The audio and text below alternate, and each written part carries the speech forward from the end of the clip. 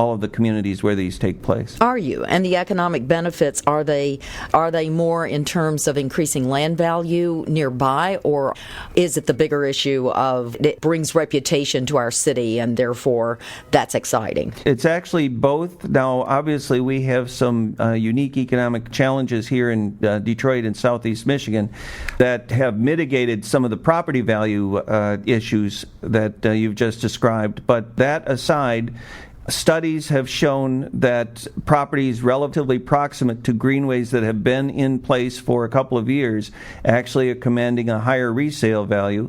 We're seeing businesses actually move their businesses so that they can have physical proximity to the greenway so that they can create opportunity or capitalize, on the opportunities that greenway might present.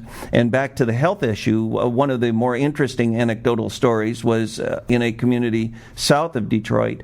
A doctor found out that his community was going to build a greenway using some of our money and some other money, and he relocated his clinic so that it was on the greenway. And so now that when people come in and get examinations, his first requirement is for them to take a 30-minute walk on this greenway, which is essentially across his front door. So that's the kind of stuff that we're seeing, and it's really been quite gratifying. Tom, have you had anyone resist a greenway nearby for fear of quick escape routes for criminals? There are a number of consistent concerns that are expressed in the communities when they're not familiar with the benefits.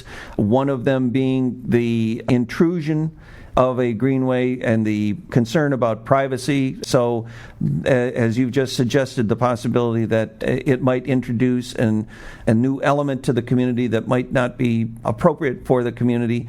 Another one has been that it will physically change the landscape, and while in many cases that can be positive, in some instances people have expressed some concern about that. In every instance where that has been expressed, the communities have actively responded to those concerns, or if those concerns can't be addressed directly, have redesigned the greenway to make sure that the individuals who've raised those concerns are accommodated. When do you imagine the complete greenway to be done?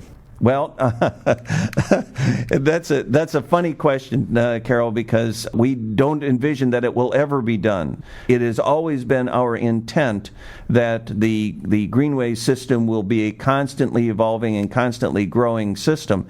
When we started this a number of years ago, we recognized that our very modest resources here at the Community Foundation could not possibly have the kind of impact that we wanted. And so it was always our intent that we would use our resources to leverage other resources. Over the 8 years that we've awarded our grants, we've awarded approximately $15 million in grants that have leveraged approximately $100 million in public money.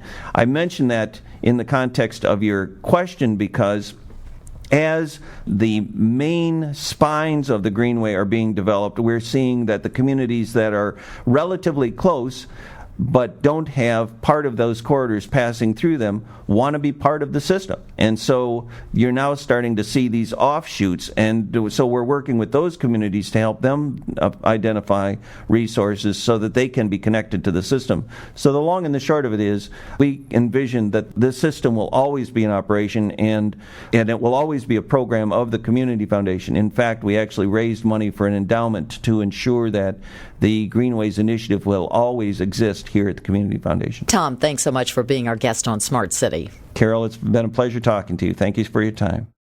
Tom Woiwode is the director of the Community Foundation for Southeast Michigan's GreenWays Initiative.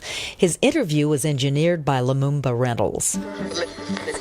Coming up after a short break, we'll speak with Mary Sue Barrett of the Metropolitan Planning Council. She'll tell us the smartest ways a city can spend the economic stimulus money. You're listening to Smart City. Hello to our podcast listeners. I just had a quick note about some of the conversations that are happening on our social networking site, My City.